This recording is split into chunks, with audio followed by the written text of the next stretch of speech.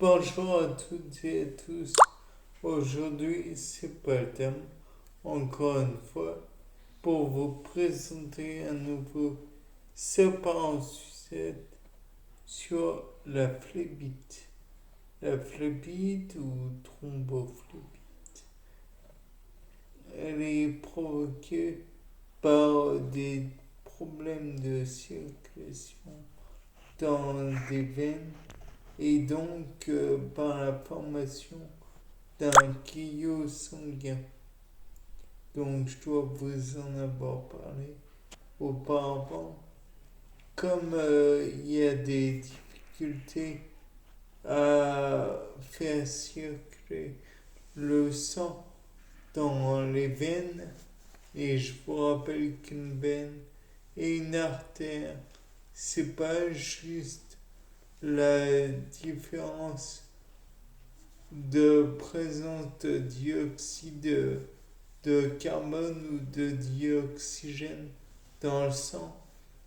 Pour preuve, il y a des veines pulmonaires, je crois, qui contiennent le dioxygène et pas le dioxyde de carbone ou un truc comme ça. Enfin, toujours est-il que l'artère va des poumons aux, aux organes et la veine va des organes aux poumons. Donc la thrombose veineuse peut être superficielle. Donc dans ce cas, cette forme de thrombose, bien que douloureuse, mais habituellement sans gravité, euh, peut, peut prendre des grandes dimensions si l'on ne fluidifie pas le sang. Par exemple, avec de l'héparine, entre autres, ou d'autres fluidifiants sanguins. Attention, je ne suis pas un docteur en la matière. Après, il y a les thromboses profondes, thromboses veineuses profondes. Et donc là, la thrombose veineuse a de grosses conséquences. Ça se passe au niveau des jambes, de l'abdomen, des bras.